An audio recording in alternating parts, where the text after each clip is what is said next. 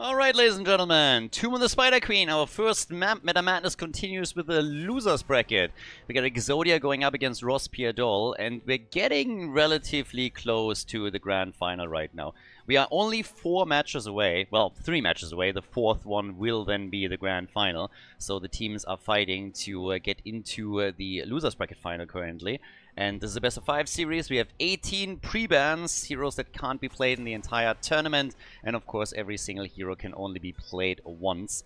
Kerrigan gets immediately banned. By the way, this is now after the hotfix has been re-released by Blizzard. So the adjustments to the Pinnacle quests are now in play, which means that a lot of the Pinnacle quests got a little bit nerfed from their initial release. And they are still very, very strong, obviously. Kerrigan getting quickly banned out on a map that favors her in the first place is already a bit of an indication of that. But it's gonna get pretty good over here. 2,000 euros are on the line. Once again, money put up by myself this time. Big shout out to everybody that is supporting the stream on Patreon. Patreon.com/Khaldor. If you want to become a supporter, check it out over there. It's the best way to support the stream and the channel. And again, we've been hosting tournaments now ever since Blizzard turned their back on esports with Heroes of the Storm and the game itself. So all of that wouldn't have been possible without the support over there. So big shout out to all of the supporters. Really appreciate it. Thank you guys. And again, stuff like this wouldn't be possible without you. So thanks a lot. It's appreciated. And thanks to that, we can get Meta Madness and games like this one. Exodia against Ross Pierdol should be a fun one, with Thrall as a first pick still. Dino locking this in immediately. It's a bit unlikely that he himself is going to play the hero, but again, they're gonna likely swap it over and Dino's gonna play something different. But you can already see how our biggest Pinnacle quest heroes are still the big priority. Falstad, banned. Kerrigan, banned. Thrall, first pick. So those 3 were the big winners out of the last patch, and even with that hotfix now where they started to adjust a couple of things on the Pinnacle rewards, they're immediately coming in and they're just shutting that down. So we got Urel, we got Cassia already locked in, and yeah, it's gonna be a wild one. Tomb of Spider Queen is honestly an interesting map for me too, because we have seen so much Cho'Gall here and so many crazy picks, Azmodan being another one. But usually that happens when Tomb gets played as the 3rd, 4th map, not so much when it's played as the 1st. So seeing it pop up this early is also going to change a little bit how the teams are going to approach it right now. The last time that they faced off against each other, Exodia actually took it. That was in the group stage. So now for Ross Pierdol, this is really a series where they have to dig deep. They have a chance, obviously, to make it into the next round of the losers bracket. But it's definitely going to be a slight uphill battle. The blue team is the favorite here. But that's not to say that they didn't have games as well where they rather struggled and had a little bit of a tough time. So we'll see how this turns out right now. Diablo banned. Gul'dan also taken out, since he's obviously somebody that has a huge amount of AoE clear too. I still haven't seen his Pinnacle quest in an esports environment, by the way. So everybody just goes Fellflame build. That's all that we're seeing from Gul'dan these days. So I would love to see some other styles too, but thus far all of the teams have just said like, nah, it's the inferior build, we don't want to have anything to do with it. And on Tomb of the Spider Queen, he comes in with all the AoE, so he gets banned out right now. Now, that means that on the side of Ross Pierdol, what do we get as our next 2 picks for the boys? And yeah, I mean, this should still get pretty wild considering that we have now 18 pre-bans. Obviously, as we're heading into later stages, it's gonna get a lot more crazy, but what is the frontliner, for example? Muradin. Okay, so we're getting some of the traditional ones out of the way. Muradin is gonna be gone next map too. Stukov gets picked. Yeah, if they want to go with like Muradin, Stormbolt, Lurking Arm, maybe going for a triple frontline here too. So far it seems that Urel is going to be down at the bottom of the map. Seems like it's going to be a fairly straightforward draft, honestly, for game number 1. And no crazy picks yet. If anybody... Actually, I kind of would have expected from both of them to throw a little bit of a curveball here, Dino in particular. So they go Jaina. And we get Stitches. Okay, so with those hooks coming in, let's see what it's going to be for them. Yeah, hooks, and over on the right side, what are we getting from the last pick on the end? Currently, we're still, again, range damage is normally what you would expect here. I guess they could go for a triple frontline if they wanted to. A little bit more AoE would do them a lot of good, though. They need something to clear waves and move between the lanes. Greymane fills that, so with that we can jump straight in and see what we're getting on map number 1. So, ladies and gentlemen, Tomb of the Spider Queen, Exodia going up against Rospedol. Exodia in blue with Dino on Thrall. They didn't swap around at all. Usually Hazu the one that plays Thrall for the team here. But he finds himself on Jaina as we got Yasuo and Deckard Cain reformed something in here today. So we got Porky on Stitches and then Cheek Splitter on Leoki. Over on the right side, Machko with Muradin. We got Balor on Stukov. Arian for the red team with Greymane. A lot of the wave clear is going to come from him. And, of course, also defense against the Web Weavers, trying to take the mercenary camps. We're getting Lavakal on Cassia with stacking on Thunderstroke. And Itrax is playing Urel. Okay, off to the races. Who takes game number 1? Already off to a good start here as they're starting to jump onto the front line, trying to take down Stitches. Keep in mind that when it comes to... Oh, the hook against Itrax. And he's able to get away. But keep in mind, when it comes to Thrall, this is the big one. This is the one that really matters the most. The pinnacle reward, of course, the big payoff. But the second reward that hits now at 55 stacks is also extremely powerful and was one that previously has hit at 40 stacks, but has now been changed. Blizzard initially released that hotfix, then they rolled it back pretty much immediately because there was also a bug that got introduced that they couldn't live with, but now that has been fixed, so we have that adjustment made. It was a little confusing for a while, but now all of that is in play. That obviously also affects the others like Falstad, Kerrigan. Camp at the bottom of the map already claimed. It's this time the Polish team that is able to claim it. They're fighting in national colors now, so maybe that is giving them an extra boost, as we have Exodia not able to sneak the Siege Giants in, but working, of course, on quite a few quests. For Stitches, with Hungry for More, we get more and more hit points for him, also kind of regeneration through Devour, which of course procs off the max HP. So he can become that monster in the late game. Doesn't have an Extraza that spawns extra globes for him, but this is kind of the OG map where that talent really was shining in previous tournaments, simply because you have such an easy rotation between lanes where you can do your thing.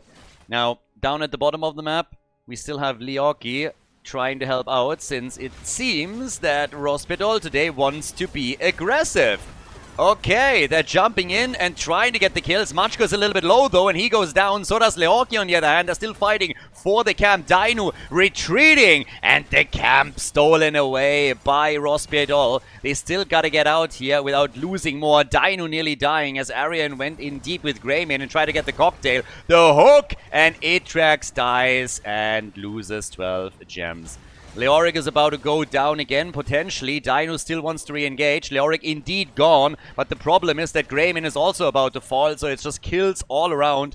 3-2, but it's really the hooks that we're seeing from Stitches that make the difference. Without that hook against Urel earlier, they would have probably been able to move out and also would have lost a lot less gems. Now, obviously, if you go this deep into that choke point, you need to expect these hooks. But there's also some damage that was done thanks to the camp. First of all, there was more damage at the wall over here, and then we saw in addition also the fort itself taking some hits. In experience, it's nearly the same. The biggest problem is that they lost some gems. So there's a bit of a small advantage for Exodia when it comes to the objective, but it's nothing that crazy. Bit of a lead in experience too, but a hugely impactful fight there, and of course, especially for the heroes that have stacking talents, that one was pretty big. You have on the one hand Cassia with 22, Thrall is sitting at 11, and talking about Thrall, Dino on the run, eats the Stormbolt. They want him, and they should be able to get him. Cassia is gone, and Dino gets away. As Cassia falls, Greymane can't follow, he would have gone a bit too deep. By now we have Stitches also on 9 stacks, so yeah, they're looking fairly okay here. We have, by now, Thrall, I mean, he hasn't really increased it, he now came in and got a few additional hits off against Muradin. Jaina obviously working on her ice block too. They're turning more and more gems in as we speak, and the blue team is starting to stabilize a bit after they were definitely shaken a little bit when their camp was invaded. We get Elemental Assault, which we now see these days pretty much as the exclusive ability on level 7. Specking, of course, of the Maelstrom weapon a bit too. Machko gets attacked, jumps out, and they will now have to deal with the first Web Weavers of the game. So a spicy early game. We are 4.5 minutes in and we've already seen 6 kills. Web Weavers coming down for the first time. And down at the bottom of the map, it's a 1v1. Everything else is just centering around the 4 versus 4. Thrall gets taken down. This time, Cassia and Greymane were able to get the kill, and they saved the rest of the team. So Rospiedol in a good position to defend and not lose too much here. Web Weavers at the top, taken out easily. Now the focus onto the mid lane, while down at the bottom of the map, Itrax on Urel has to be very, very cautious. They're going to lose the towers, they're going to lose the gate, but that's basically it. Good defense. Well done by Rospiedol. Porky the entire time is just waiting for another hook that he can connect, and he already threw out some pretty decent ones. He's on 14 stacks now on his level 1, so 6 away from getting an additional 5% movement speed, and of course the hit points that come with it. But Cassia, 31 stacks, girl's looking pretty good here. When we're talking damage, we currently see Greymane with 14,000 as the top dog, pun intended, of the map on the game. And on the other side, it's Leoric that nearly matches that number with the drains that he's been connecting throughout all of this. Greymane in Worgen form still just shredding everything down here. So he comes in and takes the towers down. And the blue team reacts a little bit late to this. So slow rotation down, meaning they lost quite a bit there. There's also a turn-in in the air that could be claimed by Rospiedol. They have the gems for it for sure. And yeah, we'll see what they can grab right now. For the time being, though, it's actually the blue team that is delivering a few more gems and safeguards them. We got 15 stacks now for Thrall. Hey, he's going to be a big, big factor in all of this. Ever since this got released, the patch, Rospiedol has... Sorry, Exodia has drafted Thrall whenever they could with highest priority. So yeah, that was pretty big for them throughout all of it. And once that he gets going, he is a tough one to tackle. Now we got level 10 abilities as Deckard Cain gets taken out. So that's 4 kills to 4. Stormbolt, and Leoric is gone.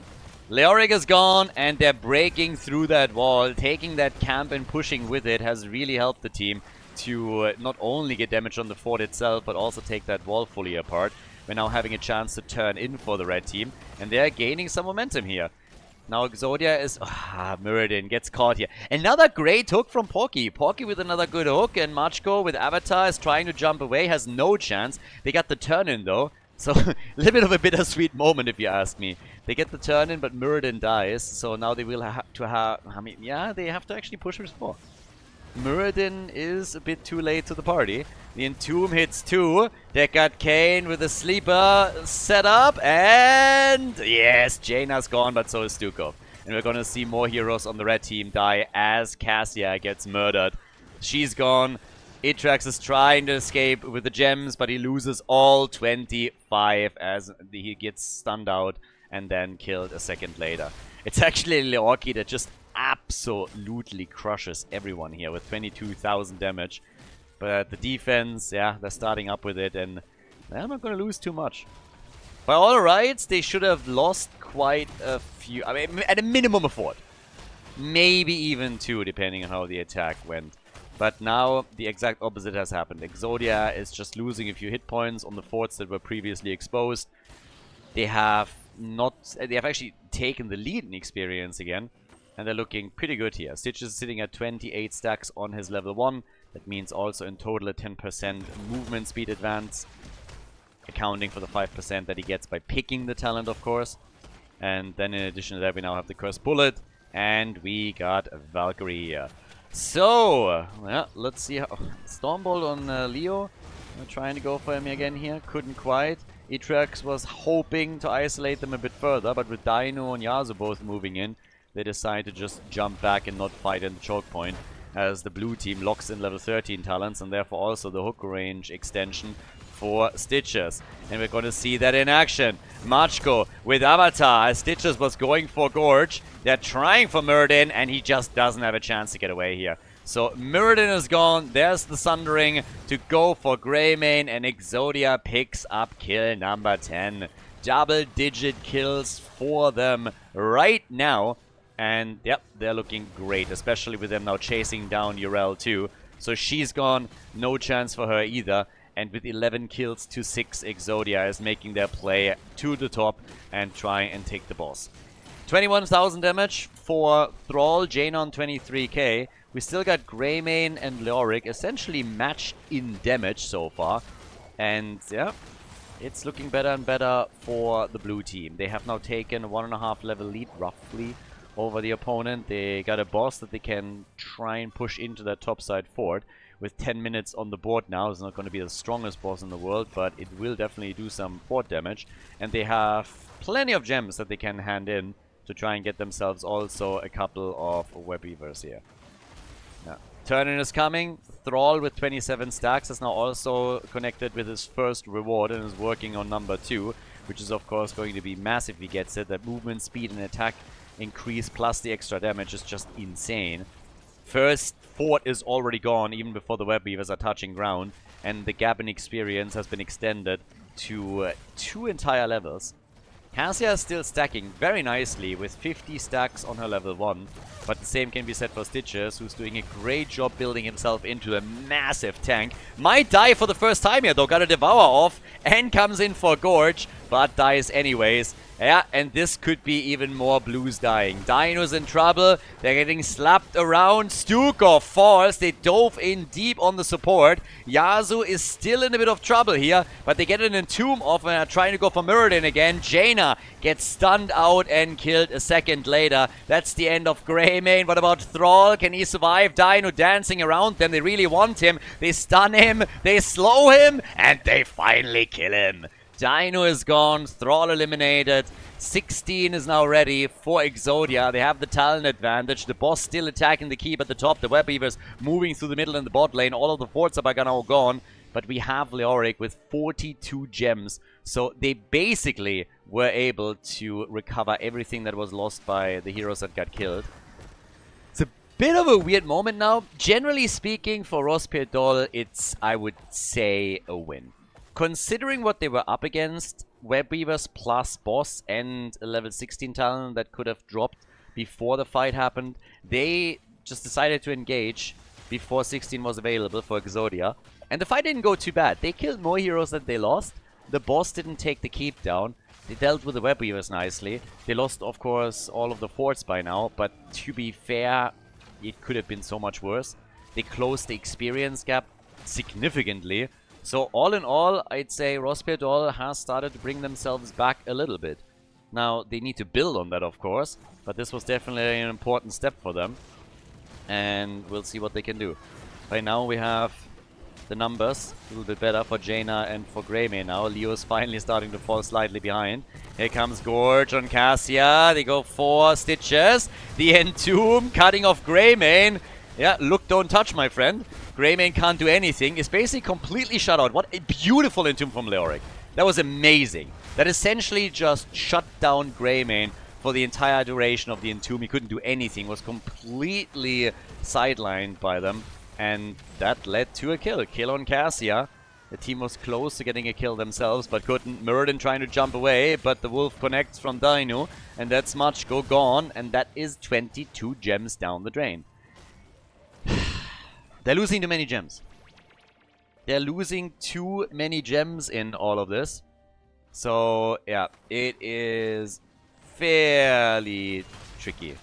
I mean, currently we have Itrax with 30. The blue team turned in once more. 15 kills to 9, so that's a 6 kill gap. And they extended the lead again to an entire level. Stitches is also closing in on 40, which will allow him... Well, there it is. 40 stacks on level 1, so that's 15% extra movement speed for him. Not even speaking about the increase in HP, of course, which by now is 1,000, so 1,000 extra hit points for Stitches. Thrall is sitting at 37 stacks, so he's still 18 off before he's going to get his next quest reward. But this is still a possibility for this game. They're trying for the first keeps. They're pushing straight through the middle. Oh, and Urel, no! With all the gems that she's been holding, she dies. This is one of the biggest problems, that they are losing the heroes that hold the most gems and they can't recover them. That has been a theme from the early game, straight down here to the late game, where we now have level 20 kicking in just a moment. Machko makes it out with under 20 hit points, which is ridiculous, but Stitch just wasn't so lucky and dies. And after they now lost the keep in the middle, they're going to lose the keep at the top for sure, and this might just be game. I mean, they're desperately trying to somehow defend this, and it's nearly impossible, as you can see here. The keep at the top is now gone as well, so that only leaves the bot lane keep. Cassia gets locked down and killed. She's gone. Leo trying to retreat. Arian barely alive. They only have 2 defenders currently, and the core is already falling. That's just lights out over here. Greymane is gone. Machko is the only survivor, and not for long either. Yep, they take him down. Urel is already back. Keep is gone. Core on 36%. They want all the structures at this point. All the heroes, all the structures. A 5-man team wipe to end game number 1 and give Exodia the lead in this losers bracket match. And they're going to chase more heroes. But yeah, that's the end of the line for them for now. 21 kills to 9 as we are jumping into game number 2. We're going to head straight into game number 2, but before we do, once again guys, if you enjoy the coverage on the channel here, if you enjoy the match, please like and subscribe. Subscribe to the channel, like the video. It also helps to boost the game to an even wider audience. And of course, it helps to get people back into Heroes of the Storm, as the algorithm recommends the videos to people that were interested in Heroes of the Storm in the past. So again, before we continue, if you haven't done it yet, subscribe to the channel and like the video. Appreciate it. And with that, we're heading straight into the second map of the series. Infernal Shrines, map number 2, everybody. So, Exodia against Rospir Doll. Map number 2. By the way, there was a little bit confusion around the account on Leoric. That's actually Dequaza. It was a Smurf account, so just as a bit of a side note. We have a sub here because Benny isn't here. They're playing with Porky, but the side lane, they only played with 1 support. So just to make that quite clear, I didn't really point out didn't point it out on the first map, so apologies there. Cho'Gall gets banned, so instantly eliminated. Same is true for Carrigan, which technically leaves us with Falstad as a potential Pinnacle Quest hero that could still make an appearance here. The 10 that were played on the previous map are obviously unavailable now. In addition, the 18 here are also out. Is Exodia going for Falstad first pick, or do they prioritize things a little bit differently now on Infernal Shrines? If they really had a great start, game number 1 was solid for them. There were some very aggressive moves from Rospir Doll that I honestly liked a lot, because they just thought, hey, we need to take control of the game. But they lost too many gems when they started to lose champions, and so they never really had the chance to get Wave Weavers and come back. They had 1 objective, and even with that they couldn't do a lot because Mirrodin just died before they arrived. I don't think they ever turned in a second time, so it was a problem. Area now with Zeratul, we have Uther, and with Uther being picked, the main question instantly becomes, is this going to be an Uther solo, or is Uther going to be the main tank and we're going to get a second healer? Now we can play it both ways, but this is still a bit up in the air, as we've seen Falstad taken right away for the blue team. So again, the Pinnacle reward heroes, they reign supreme. Thrall first pick, game number 1. Game number 2, Falstad isn't banned, so he gets immediately chosen. And we'll see how much they can do with him, but he has been mega impactful in the games previously too. Diablo and Oriel. Very likely we're going to get, again, Aegis. We had actually also Resurrect a few times lately. Not really the biggest impact.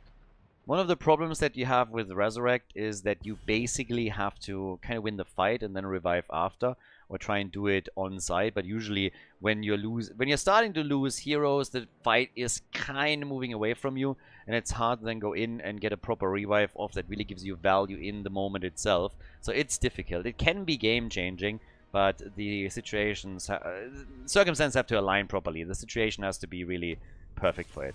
And we haven't seen it too much yet in the games where Resurrect was played. Aegis seems to have a bit more of an impact, but then on the other hand, obviously, you're kind of painting a target for the opponent, where they know, hey, if we wait this out, we can come in and try and finish the target off. So that's the flip side on that. Now, With bans on Mephisto and Diva, we're looking at Ross Pierdol and their next two picks. So what can they lock in now? We go for Tychus and Arthas. Yeah, I like the choice of Arthas here already. Arthas is definitely going to be a good one on Shrines. I mean, generally speaking, Arthas just gives you controls through his aura. And as long as you can keep him alive here, you find yourself in a really, really nice spot where he's a powerhouse that controls that space. Seems also that Uther is not going to be the main tank and they're playing this with one support. So they were flexible on this. But in this case, we now get Imperius, Tacita. Those are our final two picks. So we have Diablo at the front together with Imperius. Lots of stuns coming through here too. And then Tacita for some extra burst. And also the ult. Both teams could go into a full transform. We have Tacita with Archon, Odin on the other side. We've seen a lot of Black Hole use, of course, too. And it brings us to the final pick of game number 2. Ross Pierdol going into Kel'Thas. And, yeah, trying to light a fire under the ass of Exodia. So, ladies and gentlemen, Infernal Shrines, map number 2.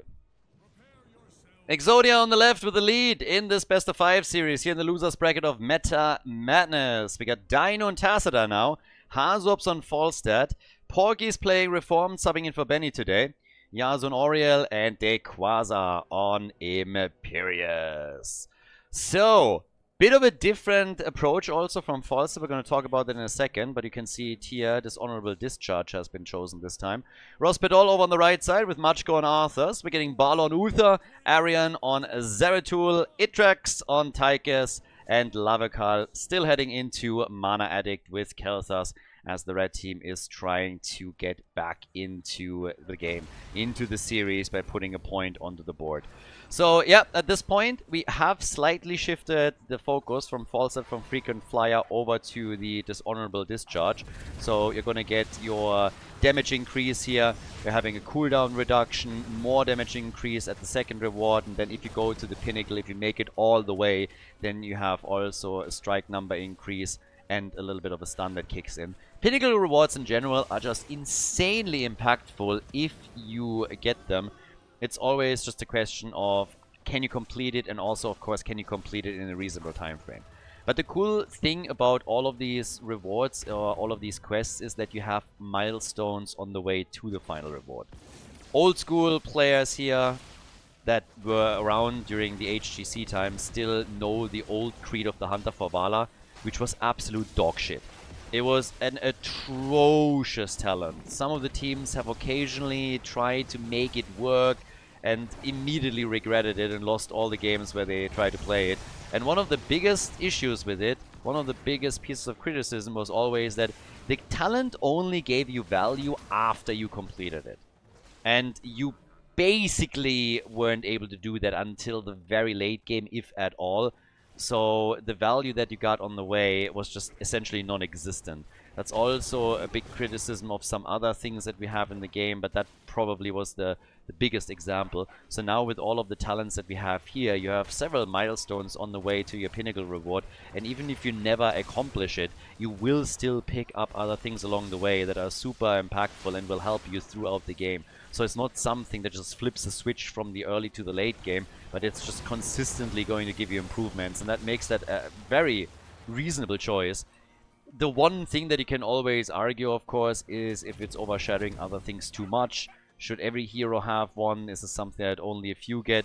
But you can tell how much of an impact just these quests have had now that we see in the new patch Kerrigan, Thrall and Falstad essentially becoming absolute S tier. So yeah, either picked or banned in more or less every single game. So by level 4 we're getting for Falstad then the Static Shield here as the follow-up. Uther has continued with Holy Shock. And when we're talking about Arthas, as already expected in the draft, he's going for full control here. We have Frozen Wastes right now as his level 4 choice. Tacita down at the bottom of the map. He went actually on level 1 into his Psystorm. And Tychus, Grenade build, Master Assassin.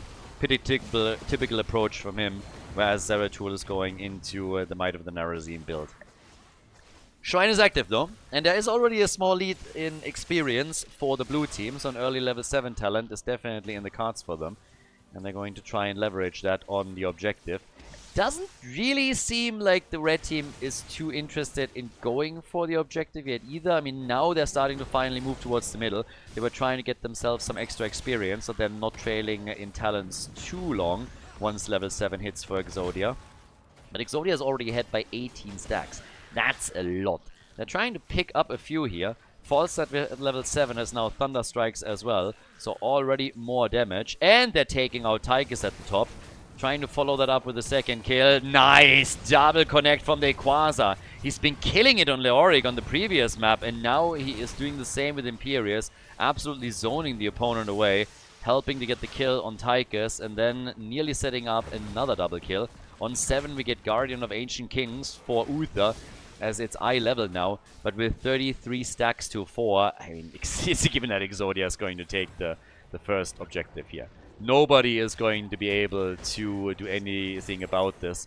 And yeah, in the meantime, Machko in the choke point. They're trying to go straight in for the Quasar this time, slowing him down, but Arthas is also low, needs to try and retreat, gets the heal from Uther, is able to get away. But the blue team again dominant in that position, and the Punisher was already in play, which means that the wall is gone and there were no efforts this far at a defense. That makes things tricky, but Diablo gets finished. Diablo gets taken out. It tracks. Oh my god! And Dequaza, no, doesn't get the kill. Oh my god, nice. Round of applause for Atrax. That was a close one. I mean, oh my god. He must have shit himself in that last one. You think you're safe, he thinks he's outside of vision, and then all of a sudden Imperius comes in and misses both abilities as Atrax jukes him. He was dead. He was absolutely dead. You sneeze at him and he's gone. And now Imperius gets punished. Now Imperius gets punished by the team. So, yeah, nicely done. I gotta say, well played. Also down here at the bottom of the map, one of the beautiful combos that he can set up with Diablo is, of course, him and Tacita. Tacita provides the wall, and Diablo gets the stun into it right there. Okay, well, we have level 10 now kicking in. With that, we have Aegis. Yeah, heroic abilities now. Half a level 8, another wall, and Arthas falls victim after Diablo dives in. Nice attempt by Zeratul, but Diablo, they were able to get him out. Falstad, on the other hand, is gone. So, Hazobs is dead. He dies, sitting on 15 stacks right now, so very soon he's going to get an additional 30% of damage increase here. They're trying to go for Diablo, and he's dead. Diablo's gone too. So, a really nice flank executed by Ross Pierdol, which puts them now in the driver's seat on the kill count. 4 kills, 2-3, but of course still a little behind. Haven't lost a fort yet, but they've taken a lot of damage on the 2 forts that they're holding here. So that's one of the problems. 13,000 damage for Tacita, so he is the big one right there. We have also Syndragosa. Yeah, Syndragosa, they could also really use it here. Choke point play, but yeah, not really used just yet. Tychus is gone, Zeratul is gone, and now they're losing pretty much the entire team. Holy crap! 5-man team wipe. Everybody eliminated, and I mean, yeah, you would have expected a couple of the ults to be used here. Honestly, I thought that we would see Syndragosa in an attempt to make this work, but that was a full 5-man team wipe, and they just murdered them. And that's, of course, a massive game changer. This means that one fort at the bottom of the map gets immediately killed. We have in the middle another one that's also super, super low. And yeah, that was just nasty. There's everything here. They're trying to get some revenge on the Quasar at the top, but that didn't work out either. So another problem right there. With this said and done, we're now looking at a talent advantage at a 1.5 level lead. On 13, Falsa is following up with the build, has now charged up. Has still not reached his next reward though. So he's still not sitting at 20 stacks. He had a great time stacking early. Finally, there we are. Okay, so with that, we are now having 20 stacks for him. The damage increase is there. Falsa saves himself as he flies out. We're trying to still go for him, but yeah, the next objective is now up. And Machko and his boys, they gotta decide how they want to play this. They don't level 13 talents. Wait, try and fight. With Tigers at the bottom of the map, it seems questionable to fight here. Diablo with the barbecue, and Zeratul is fine, so he gets away from this. Looking alright here. Yeah, then in the meantime, of course, we now have the attack at the top. That's a Frozen Punisher, and that's in a freebie. Itrax took the camp. And we now have also nearly the quest completed. There it is, for Keltas. Which means that at least he has a shield now. Which is going to help a little bit. They're also at 39 stacks, and they're trying to drag out the Punisher a bit. As the red team has decided that they are trying to steal some of the camps away. Diablo coming in a moment too late. Gets insta-stun locked. They want him. Phoenix is out too. And Aegis is out. Can they get him? And the answer is yes, they can. The Howling Blast from Arthas after Aegis was enough to give Tychus and Uther an opportunity to move in and take him down. So they kill Diablo. They can't really go for the objective, but they can definitely try and wreak some havoc here in the middle. Diablo is back though, without his soul stacks, but still. They tried Syndragosa to be aggressive. Falstad is flying in. Yeah, looking for stacks and damage, and gets some out against Zeratul. That's obviously a build that is also working well once Zeratul is starting to go in and try and take you down. If you are able to get some significant damage out against him, then you don't need as much support from the rest of the team any longer in order to deter him. Psystorm to take the fort out, so that's the second one that gets eliminated. And still the Punisher has been taken. Frozen Punisher, keep that in mind. Oh, even popping out in here, which means that for the Punisher defense they won't be able to use it. I don't think they can kill Diablo again, can they? I mean, they're certainly trying, but we're also getting additional walls from Tassadar, who's doing a great job on this. Yeah, some of these lockdowns that they have here with Howling Blast are pretty incredible. They can't follow it up with kills, but damn, they're getting close. They can attempt... Okay, there's the Frozen Punisher now. The whole goal for Exodia was to get it just before 16, ideally with 16. So they can't quite get there. But look how well they're zoning Arthas from the rest of the team. Forcing a Divine Shield from Uther to keep him alive. Zeratul still sitting in the back and trying to do his thing, but they're just collapsing back towards the keep. Not even trying to defend the fort here. Realizing that it's just not working out for them. Tassadar at 31,000 damage. Falstad with his Pinnacle Quest at 24k. Tiger's still second place with 33,000. So they're getting some damage there. And well, with this, the Punisher starting to jump in again, and we'll see how far they can get with this. They're starting to use that level 16 talent that they just got a second ago.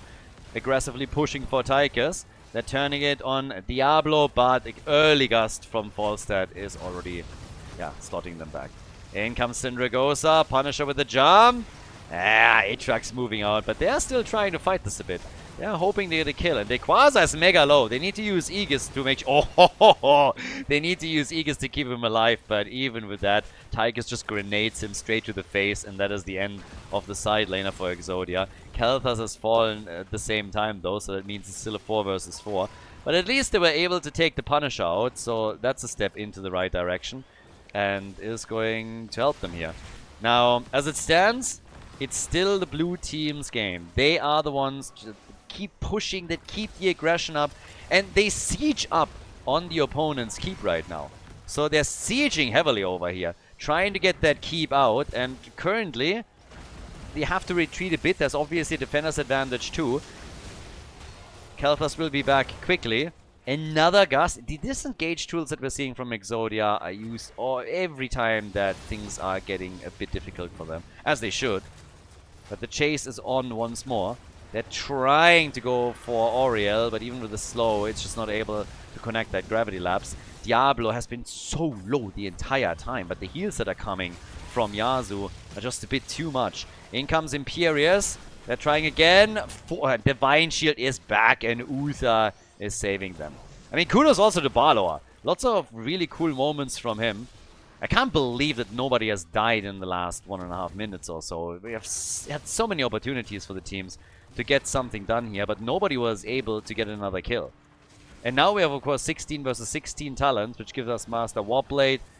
Tychus has gone into both of his talents on 13, starting with the Spray and Pray. And then in addition to that, the armor-piercing rounds. Kel'Thas with Ignite, and then Benediction for Uther. So he has the double stun available too. It's getting a bit crazy here.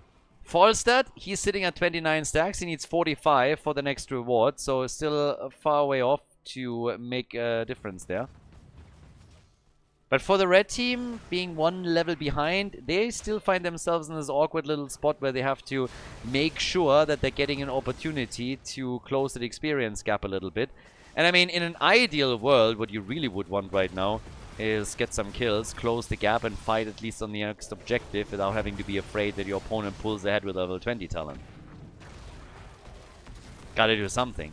So far, after the early game, they had to actually give up quite a lot of the objectives and fights in general because they were just not on the same talent here. Now it starts to look a little bit better for them though. I mean, this is looking way nicer right now. In this case, there is a level 19 in a few seconds, but let's face it, there's a solid chance that Exodia is not going to be able to get 20 during the Shrine fight. The timing just doesn't work out for them.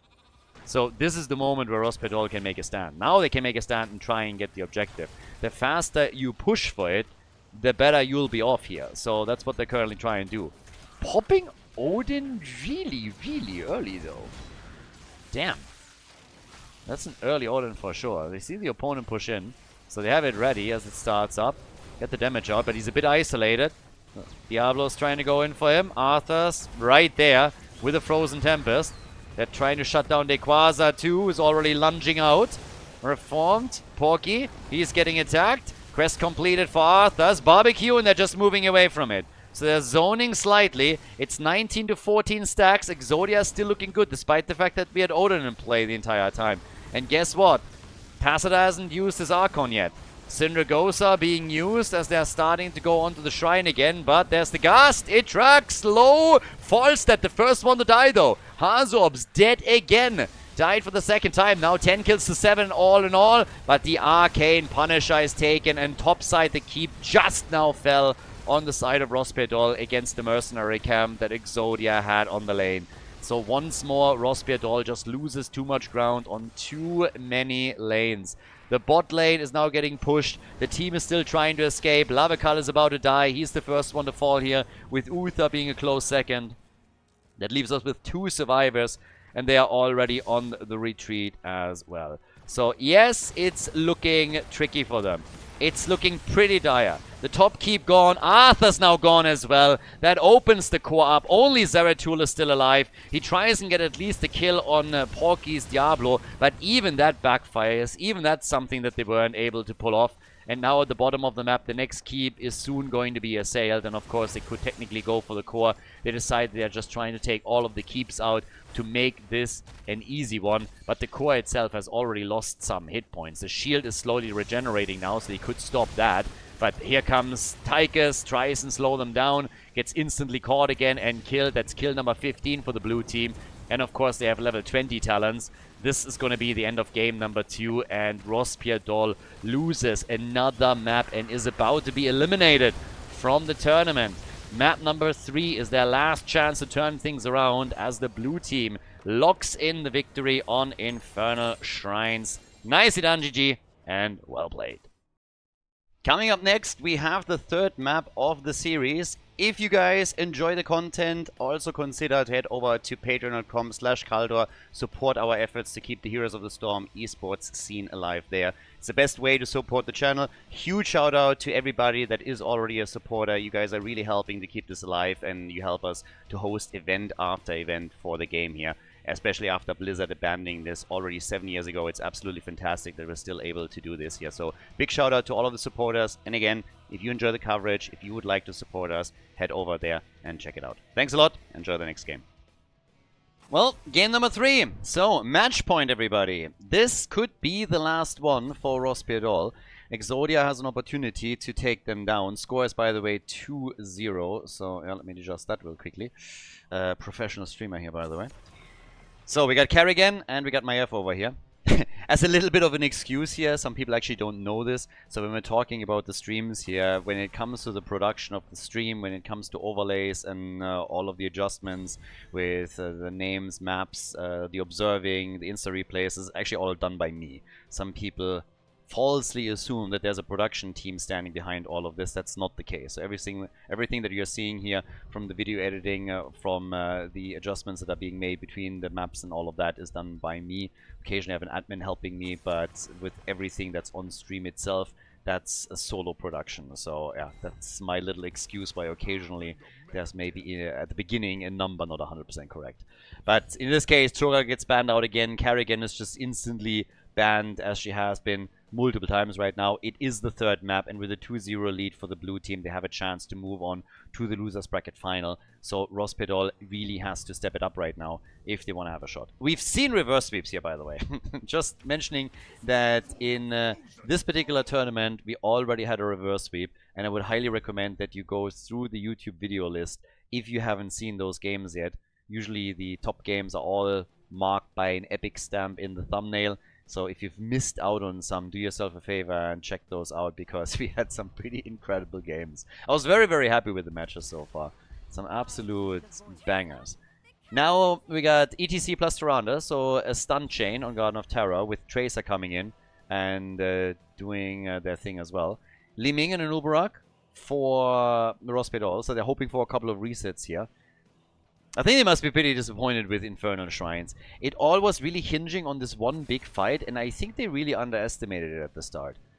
They didn't use Syndragosa, they didn't use Odin during the battle, and it just felt like they didn't realize how big the fight was until it was already a bit too late, and assumed that it was just a small skirmish, and that just wasn't it. Something definitely went wrong there, and they lost everything. Lost the entire team and also the next objective. So that was a huge problem for them and put them always a step behind, where it became very, very difficult for them to recover. And the next few fights, yeah, Exodia just showed again the experience that they have, the quality of the lineup, and took advantage of it. So now that we have 20 heroes banned out because we have 2 maps played out, plus the 18 pre-bans here, we're seeing Suljin for the first time, Whitemane as well. Now with Suljin you can capitalize on Uberak's stuns. Not quite sure if we're going to see a guillotine here. We have before in this tournament. But there's Probius and Quasar's Illidan. You have your pseudo-global on Garden of Terror and a push tool with Probius that can take advantage of the size of the map. So yeah, it's getting wild over here. Meta madness at its best. Illidan plus Probius as the final 2 picks. And Itrax is picking Zul to have some wave clear to counteract that.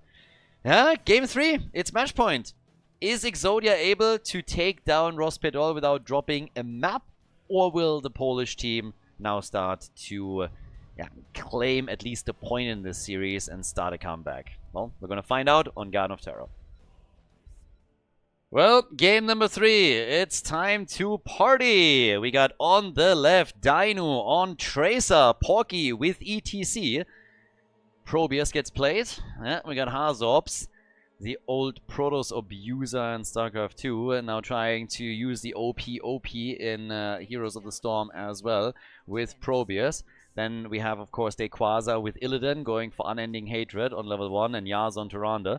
On the right side, trying to bring this back with a reverse sweep, it's Machko for Rospedol on an Uberak. Arion on Whitemane, we got Barlow on Suljin, Lavakal on Li Ming, and Itrax on Zul. So, off to a good start here with great heroes and also some pretty decent picks as talents. I want to see how far Quasar can stack Illidan, for example. Quasar has just snacking them up over here today a lot. So, yeah, hit after hit. Probius already down at the bottom of the map and slowly doing his thing there. Hazorps is trying to push for the wall, but they're not even matching this. They're just sending Zul to the top lane instead. And what we're getting over here is a push towards the middle, hoping to get a kill, which has so far not happened. And yeah, then they're going down to the bottom of the map and doing their thing. I learned recently, I'm a few years late on this trend, by the way, but I had to laugh the other day So I learned about this manifest thing where people think they can manifest things in their life. And I was so close to saying the Drospedal was trying to manifest a kill in the middle of the map. It's apparently really tied to this crap, you know, this book that was floating around like a decade ago or so, that all of the new AGs went ham on, The Secret. Basically just saying, you know, you have to like think about... I mean, part of it is actually true when you're saying you should visualize your goals and you should, you know, like envision the steps and all of that. But yeah, apparently this has been taken to a different level with all of that new age hippy-dippy shit, where people were then saying they can manifest things in their life, and it's just the most idiotic thing you've ever seen in your life. So yeah, it was kind of funny. Not saying again that like having goals and obviously working towards them is great. So motivational stuff is good, but this took it to a completely different level. So yeah, a lot of new age crap, and it looked in the mid lane for just a second like this. We're not splitting to the bot lane to deal with PROBIUS. We are manifesting a kill over here. That then obviously didn't happen. Now, anyways, going away from that little tangent. The bed of barbs on level 4 for him now. We're getting Voodoo Shuffle for Suljin. And there's the kill on Whitemane. Okay, so first blood once again for Exodia. They're taking Whitemane down. They're hoping to get Suljin too, I suppose. With him sitting on 3 stacks on the baseline now. Suljin is going to be the big damage dealer for them as all of this plays out. They have to deal with Illidan too though. And I honestly think that one of the best things for them to do in the fights is going to be to cocoon Illidan. I think they will have to. Tracer is going to burn that cocoon down so quickly though, and that's really an issue. It's really, really a huge problem. Now, all the way up towards the top, we have Hazorps going up against Itrax right now. Illidan has been rotating between the lanes pretty aggressively. He's sitting at 10 stacks for now on his level 1. So he's going to soon get to a decent amount of damage that he can do. And they leave Quasar alone. Leaving Illidan alone on structures is honestly not the best thing to do if you want to win the video game. Rich has already successfully demonstrated that in the HGC days, so that hasn't really changed. Suljin goes down at the bottom of the map, so I guess at least kudos here for Rospedal. But they lost a tower to Illidan and essentially the wall as well. The chase at the bot lane continues too, so that's now 2 kills to 0 with a level 7 talent in their hands. And this is getting dangerous, especially since with Suljin dying earlier and now Whitemane dying again, it also means that Suljin isn't stacking nearly as quickly as you would like him to. If you have a level 7 and you... I mean, in this case they might not go for Arcade Access given the build that he's using here, but oftentimes you want to go for that double swing as well, and he's with 3 stacks not even close enough to get his range extension. So this is a huge problem if this is the game where you're trying to make your comeback. And well, that's exactly where we are. So Vicious Assault was already expected. Level 1 talent, again, indicating very heavily that they're going for a Grievous Throw here and not play around the swing and stacks. But yeah, Rospedal, they need something here. And so far they haven't found it yet. 14 stacks for Illidan. Camps are slowly claimed as a lead in experience that Exodia has established.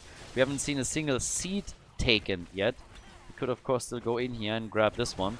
So by now roughly on the 5-minute mark, and Whitemane gets taken down again. Whitemane gone. Here comes the slide. They go for Balor, and he's dead, and so is Liming. Anubrak is going to fall, and Rospedal, they're falling apart here. They're really falling apart. This is not looking good. 7 kills to 0. Level 10 abilities will soon be claimed. And this is a disaster for the red team. They're now 2 levels behind. It's a tough one. Illidan has, of course, Hunt. We have stage dive, so they can technically try and dive on any target on the map with 2 heroes immediately. Illidan essentially stunning with Hunt and ETC using the same target with stage dive. I think that could have been done a bit better. Porgy has, of course, also a bit of delay that he's working with here, so maybe they were making a call and they cancelled it a moment later, and he already had put in the input. Either way, there's the slide out. Illidan with a Hunt, And they go for White Mane again, and she's dead. Illidan also completing his level 1 quest, which gives him the reward. He's going to continue stacking this, but PROBIUS has continued to push the mid lane, so PROBIUS is trying to take a fort down and will succeed. Nobody is even trying to stop him. And while that plays out, the attack at the top lane is also, yeah, of course, doing work. If you are down not only 2 levels, but a level 10 ability, there's only so much that you can do when you're defending. And especially now that forts don't give you as much cover anymore as previously, when your opponent is able to push a minion wave in. You essentially have absolutely no defender's advantage in that situation. So the minion wave needs to be taken out first. PROBIUS is going for the second fort at the bottom of the map. And you can't let a hero push like this with him triggering Inspire buffs on minions the entire time. I understand why they're focusing on the top lane now and trying to defend at least that. Zul is rotating and attempting to get them experience, but they're getting absolutely farmed. I mean, this is Farmville at the end of the day. Exodia is going through them like hot butter through cheese. Rospierdol is losing White Mane once more. Illidan with a hunt, and that is a Nubarak. 11 kills by now, and it is just a massive, massive avalanche. We can't even talk of a snowball anymore here.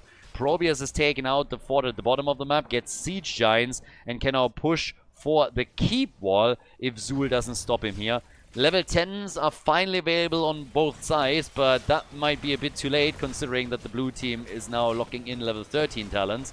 And PROBIUS is not even bothering in the bot lane. It's a massive wave pushing in and Siege Giants and just moves towards the middle to deal with Zul here, slow him potentially down, and they could try, yeah, and they are trying to take him on with ETC stage diving in. Tracer is on hot pursuit. The slow is there. There's the stun. And bye-bye Zul. He's dead.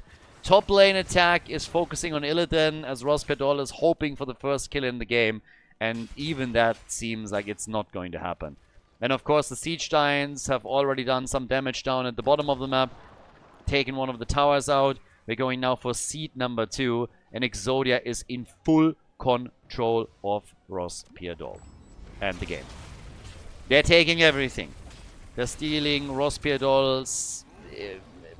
they're stealing their structures, they're stealing their mercenary camps, their lunch money and their girlfriends. Everything gets claimed by Exodia, and they're the big bully on the block for now. Level 13 talents give them an advantage that Rospierdol needs to somehow get to, but that's an entire level that they still need to soak here. And let's not forget that with the next seed, we're going to see Garden Terrors for the blue team. And they are going to get them. They're definitely going to grab them here. But, yeah.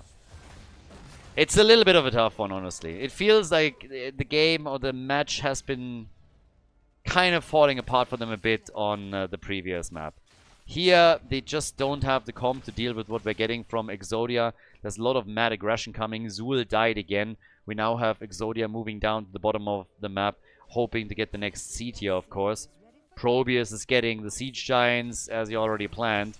And here comes the move for Anubarak. Machko is already low, dives out, but the whole goal was to try and get themselves a seed, or at least prevent the blue team from grabbing it, so that they can slow things down, and that's just not happening.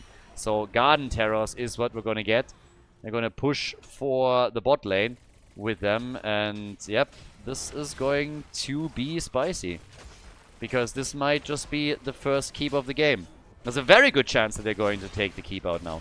13 kills to 0. Again, guys, not a single kill for Rospierdol, not one. Illidan with a hunt, and there's very little tools that they have against Illidan. Yes, you can cocoon him, and then exactly what we just saw happen. Stein just turns around, gets a few auto attacks off against the cocoon, and that thing is burned down, and Illidan is free. And what then? You have very, very few CCs that can help you against Illidan. There's no big chain that can be used. Illidan is going to run over them in a late game that we're probably never even going to see, because the red team is going to die before that happens. Now we have the keep down at the bottom of the map. The keep in the middle is gone too. And that's game. That's game. Rospierdol is essentially out. They get taken out by Exodia. The blue team, they will move on to the loser bracket final. And Rospierdol finishes, I think, 5th place in the tournament now. So still a great showing for them. But I feel that at least this match isn't quite indicative of how well they played in some of their previous series. Still, big shout out to Rospedol, of course, and also to Exodia, who played a massively clean game and move now on to the next round of the losers bracket. GG.